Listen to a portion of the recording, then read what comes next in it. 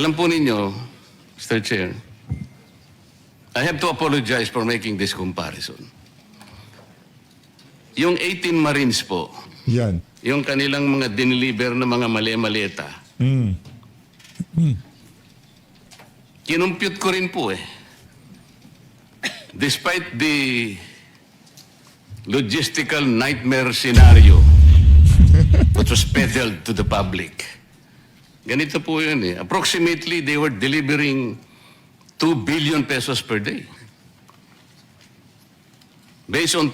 Sino yun? Si Ping Lacson? Logistical nightmare.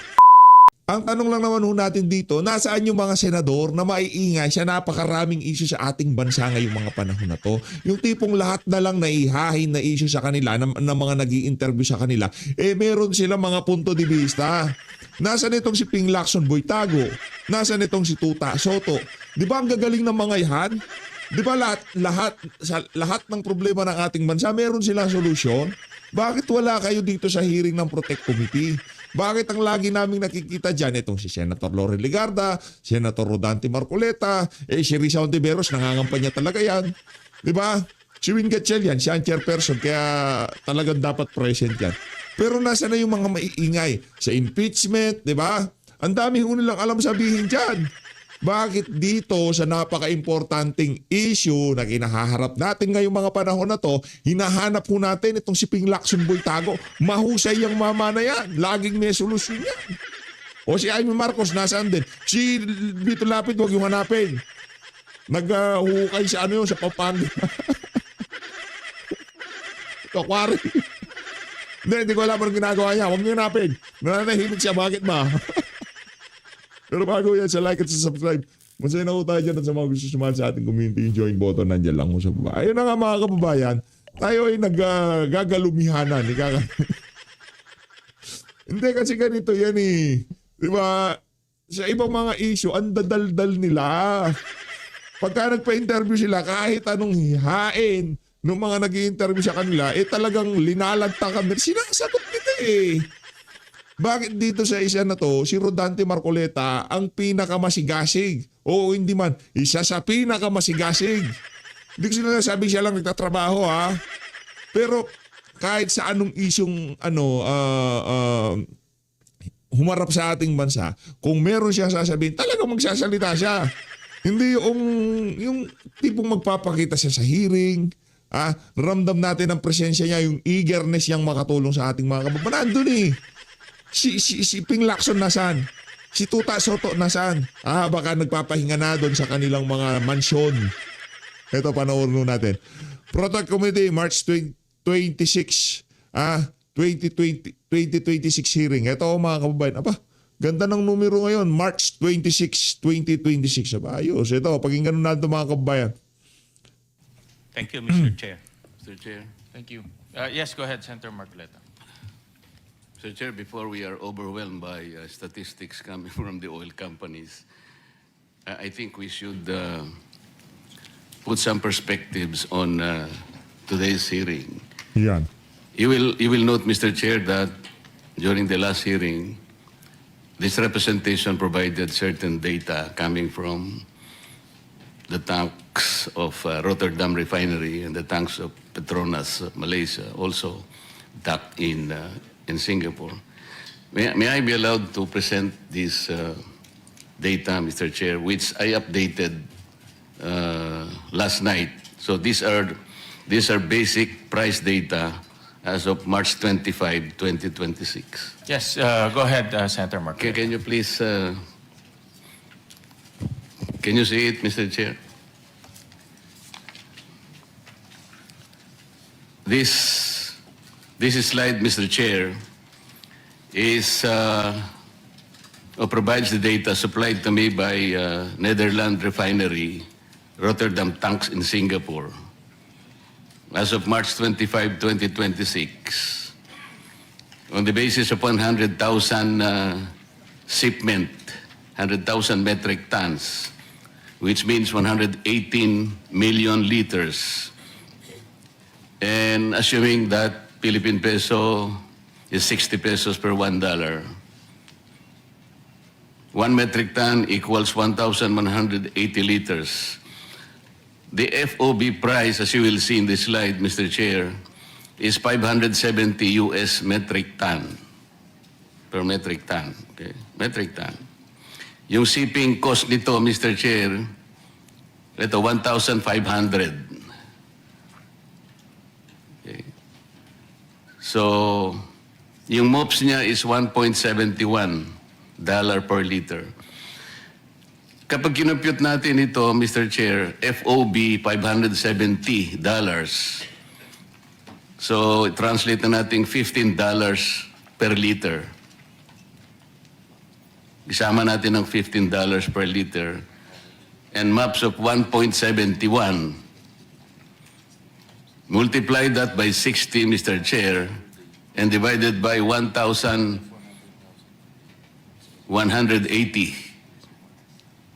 Conversion in liters. Makikita po nyo dyan, the FOB landed cost is 29 pesos 83 centavos. Kapag in-add po natin yung mga local add-ons, importation, distribution, and storage deposit to acquire TSA, broker fees, duties for change charges, SGS survey, wharfage, incidental charges, 12% VAT, excise tax, BIR fuel marking, 2% CME per liter, and VAT differential totaling only 15 pesos and 51 cents. Ang total landed cost, Mr. Chair, is 45 pesos and 35 centavos. So yung SRP po, or passion price, for example, at 55 pesos per liter, meron pa pong tubo na 9.6 pesos. In the last hearing, you will recall, Mr. Chair, I was asking the DOE Secretary kung paano po nangyari 2 weeks ago before the war, the price of diesel is 55 pesos per liter. Bigla pong sumirit ng Kasi ano naman ho yan mga kababayan eh. Simple lang naman ko kasi ang ano dyan, ang solusyon. Magkaroon tayo ng sincerong leader na talagang walang bahid business o politika. Mariresolve ho natin yung problema na yan ngayong mga panahon na to. Pero pagka ang ating leader ay kagaya nitong si Marcos Jr. maya't maya sumisingot, wag na ho tayong umasa. Lahat ho tayo dito. Kaya itong sila Senator Rodante Marcoleta talagang puspusan ng paghahanap ng solusyon. Kasi alam mo nila, ang ating presidente nakanganga sa Malacanang. Nagtatanungan silang mag-asawa, anong gagawin natin? Yan ang pinag-uusapan sa Malacanang. At ito, matindi dito mga kababayan. Naku, ito na nga ba sinasabi natin? Gusto kong mauna dyan sa pag-uusap na yan. Kung sakaling meron man, gusto kong manguna dyan sa pag-uusap na yan, itong si Jay Tariela. Gusto ko italaga nitong si Marcos Jr. na maging mamumuno dito sa usapin, dito sa kasi ano pa ba yung pinakamalapit na bansa, malapit sa Pilipinas na pwede nating pagkuhanan ng mga produktong petrolyo. Kasi ang China, nakakadaan doon sa Strait of Hormuz. Marami ho silang supply ng mga produktong petrolyo. Ngayon pinag-iisipan ng Pilipinas saka yung oil exploration sa West Philippine Sea. Yan ang sinasabi natin. Di ba? Yung bansang Amerika na talagang naglalaway si Marcos Jr. Bakit di tayo man magpunta sa Amerika? Patulong tayo sa Amerika. Dami naman nilang EDCA dito. Nasaan na Amerika? Bakit ngayon biglang nagbago naratibo? Gusto ko si Jay Tariela. Si Jay Tariela ang manguna sa pag-uusap ng Pilipinas at China. As long as the Philippine side demonstrates sincerity, China door to dialogue and cooperation will remain open. Matagal na hong bukas yan. Matagal na hong bukas yung na yan, yung kumbaga pakikipag-balitaktakan. Kaso ang problema, magbubukas tayo ng usapin sa kung ano man ang issue natin dyan sa bansa na yan, tapos nakadikit tayo sa Amerika na alam naman natin kung ano ang hobby. Diba? Basta kung anong pasunging bansa ng Amerika, nawawasak. So far naman, ang nakikita ho nating pinapasok na bansa, yung nagkakaroon ng ugnayan tong China, kahit tignan ho natin yung mga nasa bansang Africa. Diba? Kahit papaano, Hindi ho yung pinapakailaman ng Amerika, hindi ho yung pinapasok, hindi ho yung nagbibigay ng tulong. Pero base sa ating nakikita yung mga pinupuntahang bansa kagaya ng Vietnam, Indonesia, ng China, Taiwan, Thailand, yung mayabong ang ekonomiya. Ang pinupuntahang bansa ng Amerika ay nawawasak. Tignan nyo na lang ho mga kababayan, doon lang sa dalawang aspeto na yon, hindi ho tayo pro-China dito, pro-Philippines tayo. Ang atin dito, independent foreign policy. Ngayon, nagkukumahog tayo, di natin malaman kung saan tayo mahaharap. Pupunta tayo sa Russia, pupunta tayo dito, makikipag-usap tayo sa China. Pengin lang is, wala tayo. Bakit hindi tayo magpunta sa Amerika? Magtanong sa Amerika, manghingi sa Amerika. Ay wala nga rin pala sila. Nagmamakaawa ngayon si Trump na babuksan yung Strait of Hormuz dahil yung presyo ng mga produktong petrolyo sa bansa nila at yung mga kaibigan nila sa Europa nagliliparan na. Yun pala dahilan. Kaya ngayon, naghahanap tayo dun sa mga bansa na kung saan dati hindi natin pinapansin kagaya ng Russia, kagaya ng China, kagaya ng Malaysia. Utak Amerika lang. Para dun sa mga masyadong bilib sa Amerika, tuloy-tuloy nyo lang yan, Tuloy-tuloy nyo lang yan. Napakaganda ng ginagawa nyo. Hindi, maganda naman yan. Maganda naman yan. Bukas sa pag-uusap. Yan naman diplomasya kahit sa anong aspeto ng buhay. Diplomasya ho ang importante dyan. Pero para doon sa mga kagaya ni Tariela, balita ko si Gibocho Doro, talagang Gina G, pinapabuksan niya yung Strait of Hormuz. Punta ka doon, Brad. Para dito kay Gibocho Doro, punta ka doon. Nagya ka. 125 average of 125 liters after 2 weeks. The difference is 70 pesos, Mr. Chair, or an increase of 127. Ito po verifiable sa paano po. Can you show the second slide?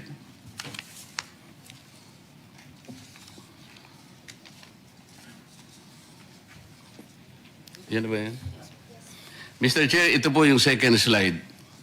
Yung nauna kanina, FOB price, kaya 570 per metric ton, US dollars. Ito po CIF, $640 per metric ton. So palagay mo, lagyan din natin ng shipping cost of $15 per metric ton. At saka yung MAPS, 1.71. The same computation, FOB landed price 33 pesos and 39 centavos. So isama po natin yung binanggit ko pong mga add-on, local add-ons, 51.51, 48 pesos and 91 cents. So with the SRP or passion price of 55 per liter, may 6 pesos pa pong tubo So paano po nangyari? Kaya hindi ko po maintindihan. Patulong na po kami sa DOJ, DOE nung isang hearing. Hindi naman po nila maipaliwanag. And they were asking for my data. Ayan na po yung mga data. Will you show the last?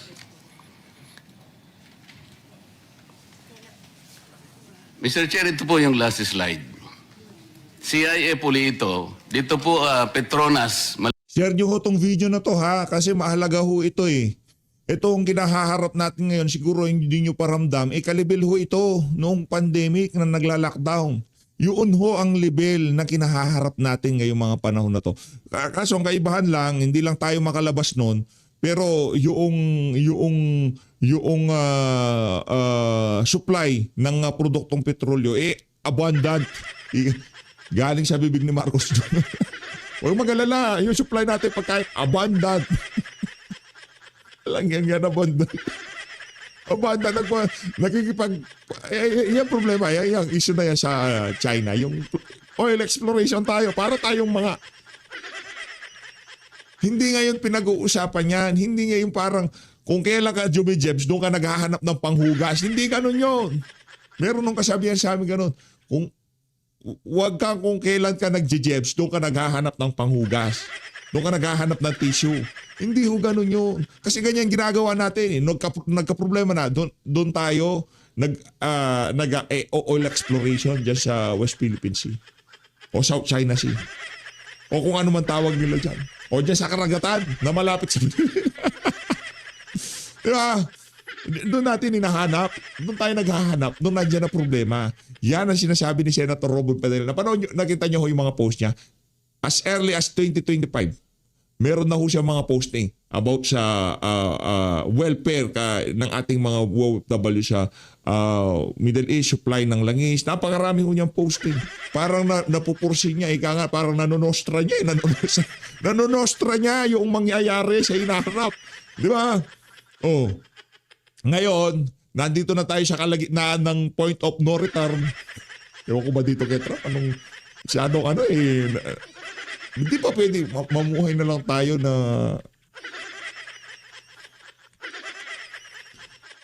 after 100 years, doon nyo na lang gawin dyan, pwede. Siguro patay na ako. Ay, kawawa naman yung mga apot anak natin. Wag na magsabi. Ang hirap. Hirap. Diba, mga bagay-bagay na pwede naman sanang hindi mangyari. Diba, yung tipong nag-uusap daw sila sa pagitan ng Israel, Amerika at Iran. Nag-uusap. Maya-maya nagpapasabi. Huwag ganon! Strategiya ng mga Amerikano. Diba? Anak ng Petrang Garapata. Ngayon, nakaladkad tayo dito sa problema na to na ayaw naman natin. Sa mga sinabi ni Marcos Jr., yun lang ang tama. Nakaladkad tayo dito sa problema na ayaw naman natin. Sino ba may gusto nito? Ang tanong, kung di kayo nagnakaw ng trilyon, baka meron tayong pang subsidiya ngayong mga panahon na to. Baka sa mga bahay-bahay, dinideliver nyo yung pera. Dinideliver nyo naka-envelope. Kaso mga matatakaw kayo, masisiba. Gusto nyo mali-maleta, sako-sako yung pera nyo. Mawalang yun. Share nyo itong video na to. Mas matindi pa ho ang pinagdadaanan natin ngayong mga panahon na to. Kumpara doon sa panahon ng pandemya. Nung panahon ng pandemya, hindi ho tayo, totoo, hindi naman tayo nakakalabas. Pero yung mga essential sector, essential industry, hindi ho tumitigil at kumpleto ang supply ng kuryente at gasolina. Ang baba nga nun eh. Sarap mag-road trip kasi hindi ka makalayo, di ba? Trip po natin yung nagro-road trip. No? Hindi ka maka-road trip. Hindi tayo maka-alagwa, ika nga, di ba? Pagpapulta ka, anak ng tawa kahit 3 buwan na din. Ay, ikot-ikot ka. Hindi ka makalayo. Pero yung supply chain, yung mga essential industries, hindi tumitigil. Pagkain kumpleto. Walang problema noon. Ay, kaso trabaho talaga noon. Ngayon, ang problema, apektado lahat. Kaya mas matindi sa pandemic to sa COVID eh. Itong nangyayari na to, wala akong conspiracy to.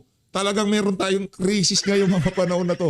Kaya para maging updated ang inyong mga mahal sa buhay, kung nasa ibang bansa man ho kayo, i-share niyo ho itong video na to. Napakalaking tulong ang mga itatalakay dito ni Senator Rodante Marcoleta. Alam ko medyo nasisegue kayo. Ika nga nawawala tayo sa konteksto ng pinapanood natin. Pero okay lang yan. Kaya nga kayo naki-PH update para litong-lito na kayo. Lalo po kayo. Hindi. Nandito, karamihan sa mga kasama natin dito, nandito kay PH Update para ika nga tumambay lang. Kasi nakaka-stress na nga yung mga balita tapos, di ba?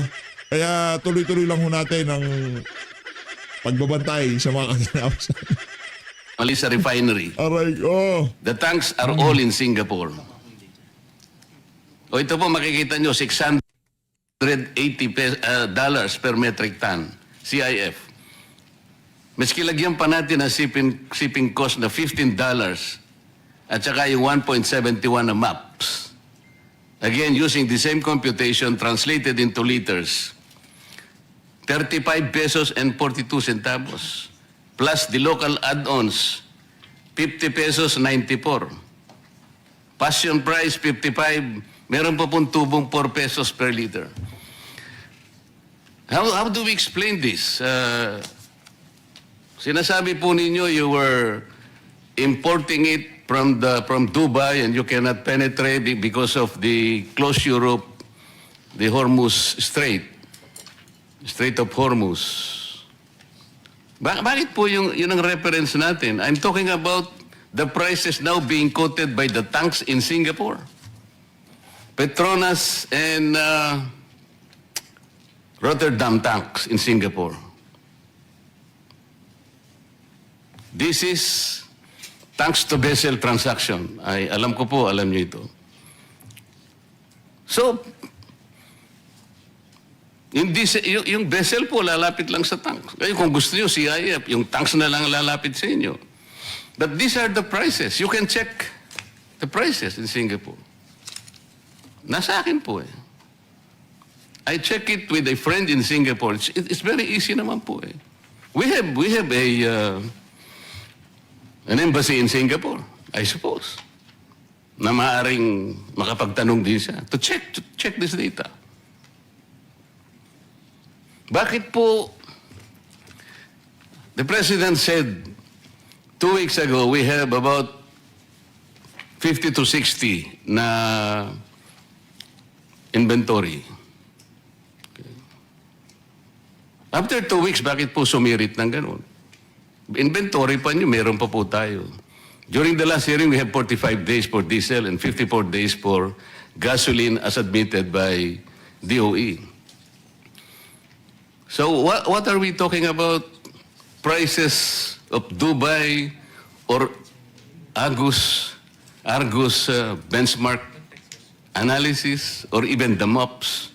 Why are we using indicators when there are basic prices even quoted by the tanks in Singapore? Bakit po yung reference natin is the MOPS or the Argus benchmark?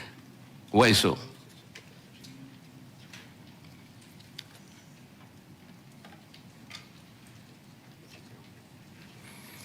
These are hard facts, Mr. Chair. I'm showing it to you now.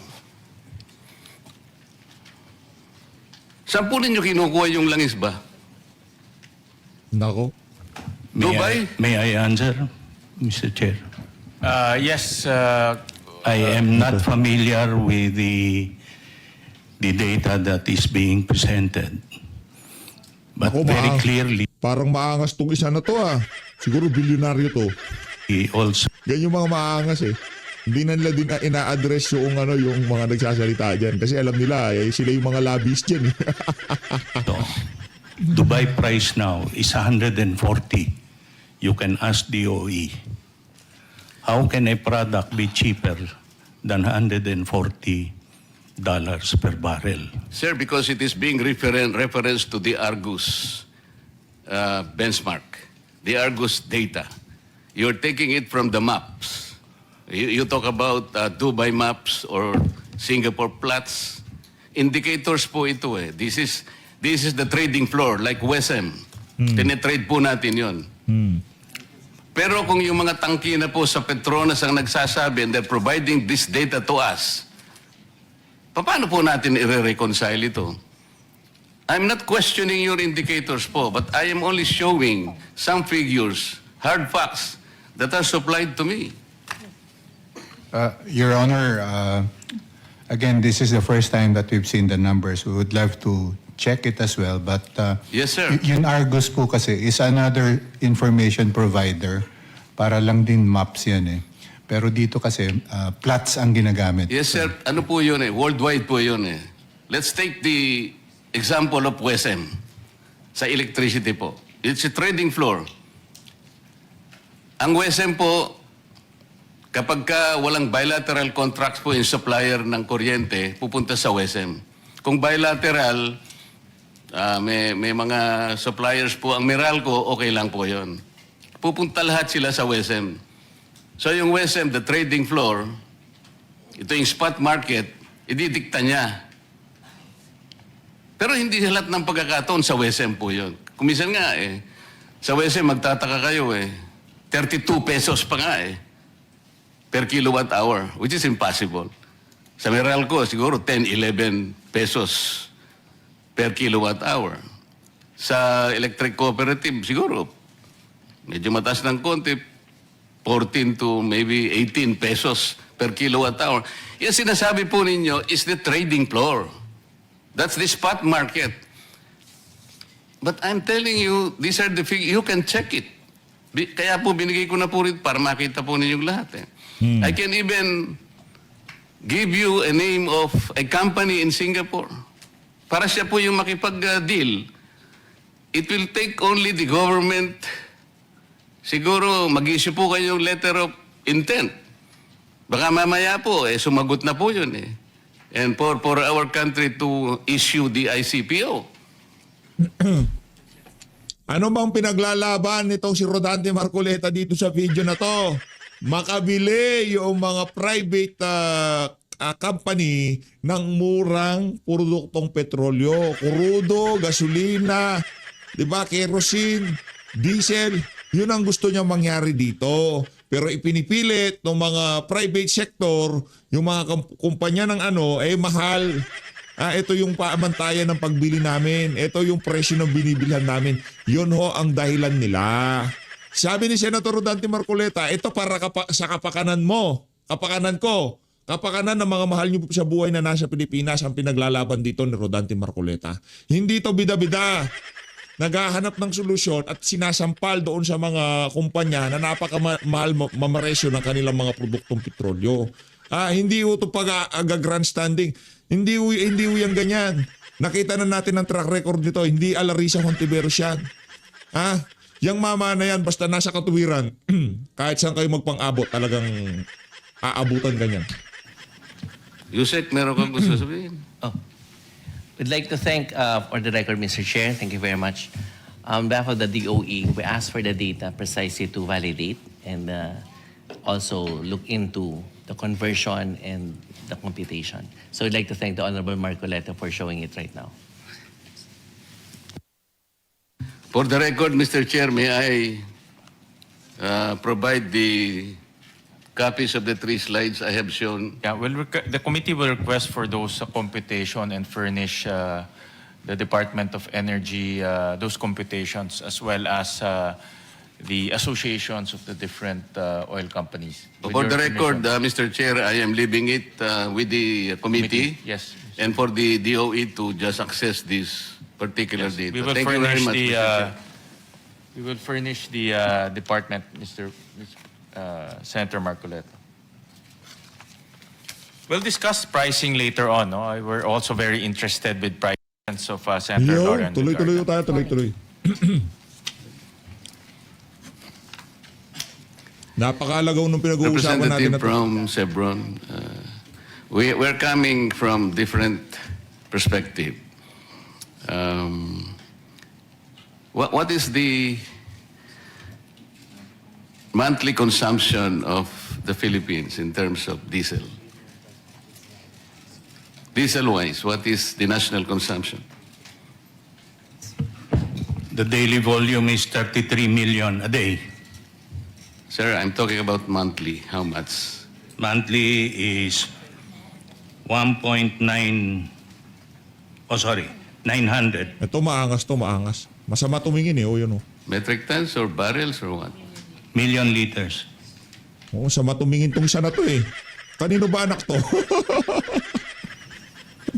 996,348,000 liters. That's correct. Tama po. Yes, sir. Yes. So, halimbawa, pag-usapan po natin yung diesel. Sabi po ng President, before the war broke out, we had 50 to 60 days of supply. Tama po.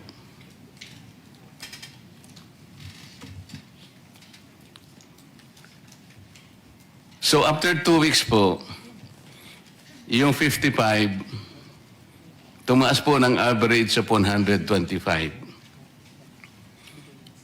Kinuha po natin yun sa inventory, yung 125, sir. Tama po. Sir, you have to answer. Yes, sir. Okay. But I cannot speak for the others. Yes, sir. Kayo po yung sumagot kasi tinatanong ko yung Chevron, kayo po yung sumagot eh. Okay? I have the number kasi. Yes, sir. So, 996,000. Sagot ka na sagot, di ka naman tinatanong. Ito naman si Sir. Masama na tumingin, sagot pa na sagot. 996,348,000 liters per month. Yun po yung consumption natin sa diesel. So, nagkaroon po ng increase na 70 pesos per liter after 2 weeks. That's 127%. So tingnan po ninyo. Pag hindi umayos ito, pag hindi umayos itong problema na to, hindi umayos. Oh. Ito na yung new normal. Yari. Kawawa siyang bayan ng Pilipino. Mayayari ho tayo dito. Walang, ika nga, yung mga bilyonaryo, pero yung mga nasa middle class, yari. Yung mga dating nasa middle class, nako, yari. Pagkakahindot-hindot na ho, dyan na maghahalo ang balat sa tinalupan. Dyan na maraming magugutom, dyan na kaguluhan.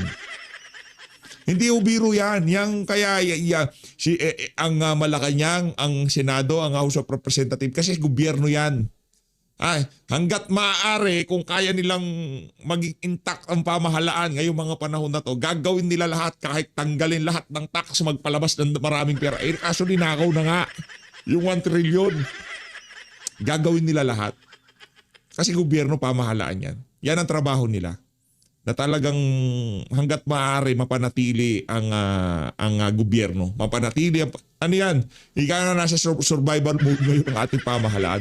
Dahil pag ang Pilipino nagutom, naghalo ang balat sa tinalupan. Anak ng tokwa. Lahat ho ng nakikita natin na to, lahat ho ng nararanasan natin na to, mas magiging grabe. Merong silver lining. Yan ka na naman PH, silver lining eh. Meron naman silver. Wag ganun. Wag, hintayin natin 2028. Ayaw natin mag-speculate ng ganyan. Pangit, kawawa mga Pilipino. Hindi ho tayo ganun kagaya ng mga Talyanista at Ensaymada. Wag ganun. Kakawawa tayo. Kaya kung kayang solusyonan to at nakikita naman natin ang effort ng Senado, pero ang House of Representatives, impeachment yan. Senado, ang Malacanang naman pasinghot-singhot lang yan. Tanging Senado lang ho ngayon ang institusyon sa pamahalaan ang nakikita natin na meron talagang ginagawa dito sa problema natin na to. Yung mga local government executive, kagaya nitong Sisko Moreno, yung iba nating mga, wala naman talaga silang magagawa kung wala ang national government. Kasi saan ba nanggagaling ang pondo nila? Diba? Wala naman silang pondo na pang-subsidiya o pamigay sa kanilang mga mamamayan. Manggagaling at manggagaling sa DSWD, sa DOLE at kung saan-saan pang ahensya ng pamahalaan na kontrolado ni Marcos Jr. Kaya kung magkahindot-hindot ang ating buhay ngayong mga panahon na to, sino sisisihin? Yung adik sa Malacanang, yung bangag sa Malacanang, siya ang may kasalanan. Kasi kung hindi ninakaw yung 1 trillion, wala tayong problema. Kahit papaano, hindi ganito kalala ang ating problema ngayong mga panahon na to. Wala na tayong prera, wala na tayong infrastruktura. Anak ng toko, ano pa meron tayo? Mr. Chair, 996,348,000 liters times 70 divided by 30 days. That's 2.32 billion per day, approximately gross income. Is my computation correct, sir?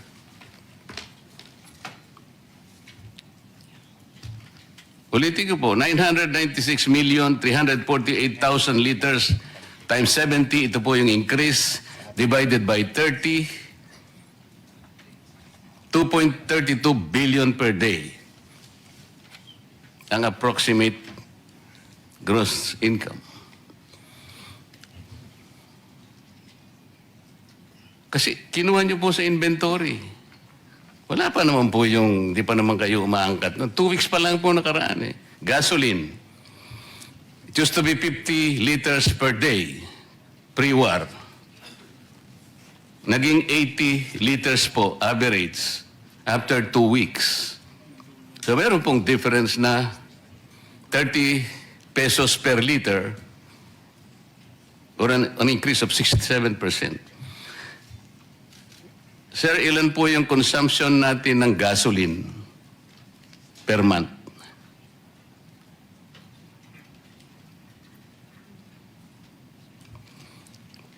Four 4,521,000 barrels or 714,318,000 liters. Correct po?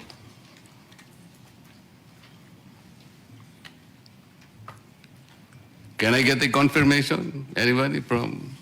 Welcome. Anyone from the from DOE or from our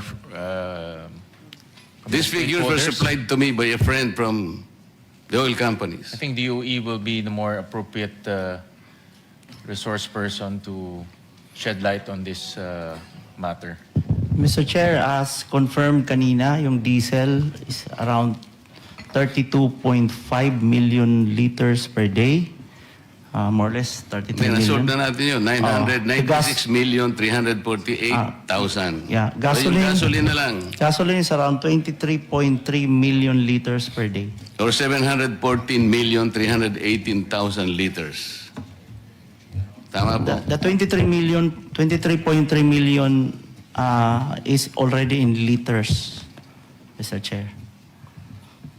Daily. Kaya nga, times 30, ilan?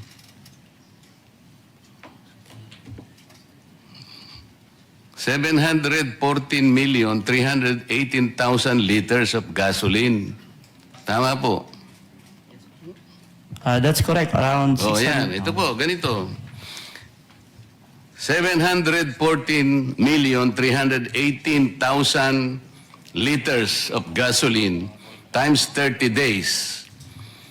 That is 714 million per day. Approximate gross income. So pag pinagsama po natin itong dalawa lamang, Mr. Chair, per day po ito sa diesel po, 2,324,812,000 plus 714,318,000. Ang gross income po per day is 3,039,130,000 per day. 3 billion, Mr. Chair. Kinuha po ninyo sa inventaryo ninyo ito. 2 weeks pa lang ang nakakaraan eh. Alam po ninyo, Mr. Chair, I have to apologize for making this comparison. Yung 18 Marines po, Yan. yung kanilang mga dineliver na mga mali-maleta, kinumpute ko rin po eh. Despite the logistical nightmare scenario which was peddled to the public. Ganito po yun eh. Approximately, they were delivering 2 billion pesos per day. Based on Sino yon? Si Ping Lacson? Logistical nightmare. 33 months times 4 weeks. Average po ng about 42.5 maletas, averaging 40 million. It's maleta. Ito pong gross income na kinocompute ko, Mr. Chair, mas mataas pa po doon sa maleta na dinala po ng 18 Marines. Allegedly. Wala po akong inaano. I'm just trying to see. I mean, yung analogy lang po. Wala po akong pakialam kung totoo o hindi totoo yung sinasabi po doon sa sworn statement. That has yet to be investigated properly. Ang kwento ko po is 2 billion a day, yung sinasabi nila. Ang sabi ko nga po, I'm not saying that that is correct. That is yet to be investigated properly and in proper time.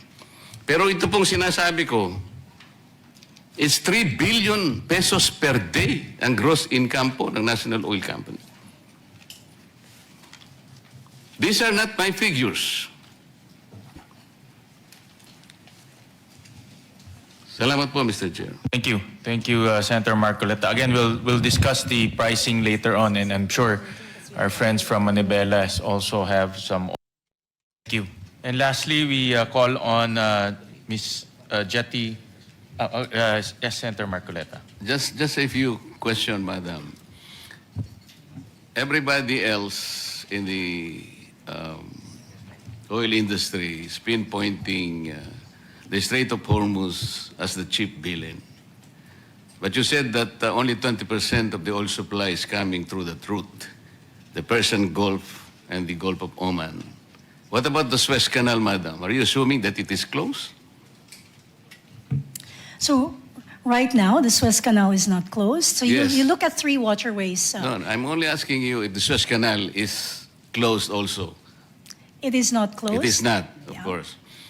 And you know that the oil of Russia and probably Kazakhstan are being processed by Rotterdam. You know about that? It is a global business. Yes, I will have madam. to check But that. what I'm saying is Suez Canal is open.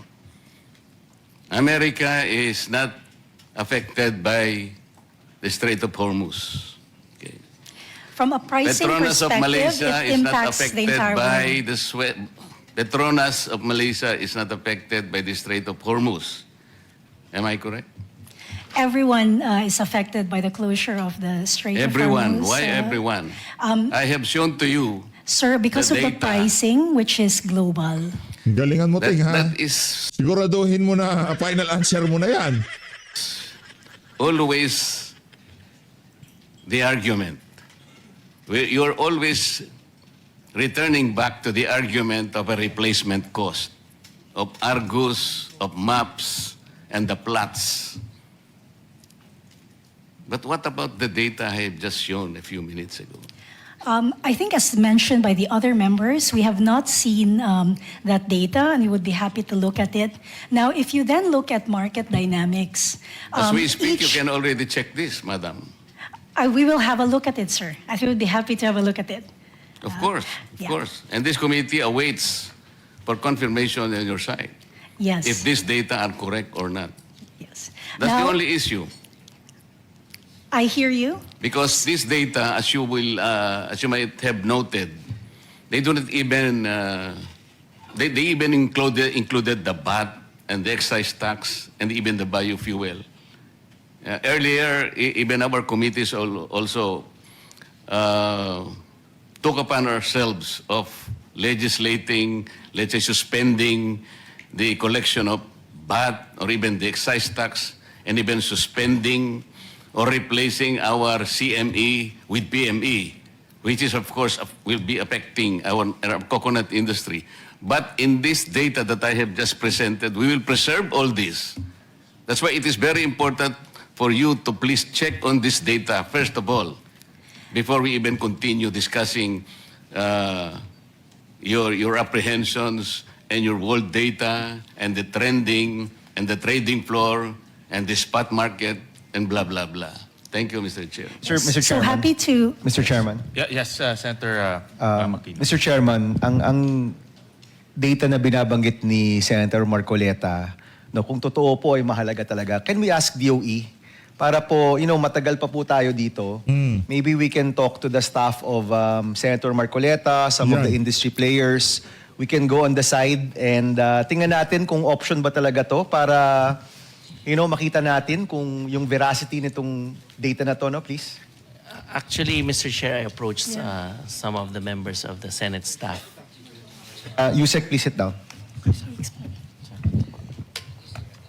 Can you give, Director Abad, can you sit down in this chair so that...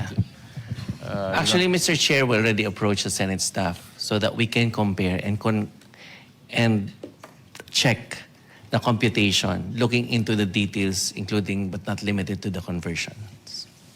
If this, if the information and the supplier of Senator Marcoleta is true and existing, then I think that would be fantastic for our country. Correct. Kasi mababa yung presyo, no? So I think it's to the best interest of DOE to check it ASAP.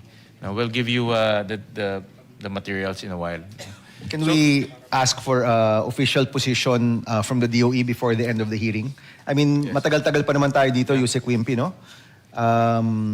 Can we look at the data, please, maybe with some of our industry players and get a formal answer before the end of the day? We have an initial position already, but we just want to have it validated. Thank you. So lastly, we call on Mr. Collado of Jet Petroleum. I'm sorry, sir. We have an initial position, not official. Initial position already. Okay. Thank you. Go ahead, Mr. Collado. Or Mr. Okay, so far that's what I can say for now. Thank you. Mr. Chair, Thank you, Mr. Asioche. Yes. saan po kayo nagpapaload? Sir, good morning. Dito lang po, we only load in sa East Asia. So, Saan nga po? Malaysia, China, South Korea mostly.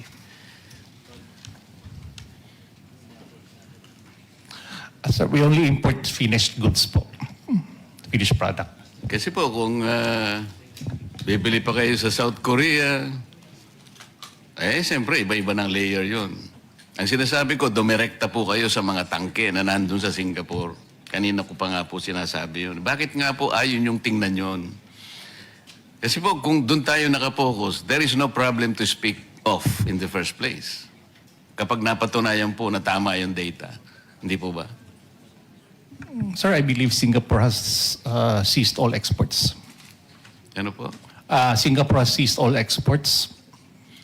Hindi nga po, kung ma-check po ninyo yung data ang sinasabi ko, I can give you even a name to contact. Naku, Sir, matindi okay. ah. Thank you very much. We would like to get that data. Yeah, well, we'll request Senator Marcoleta to give us the information of that supplier. Siguro kailangan na natin siya ngayon. No? To be honest about it, after hearing the statements of the oil companies, medyo na-depress po ako dahil parang hanggang May na lang tayo. After May, Tapos tama na. po ba? Hanggang April pala, until end of April.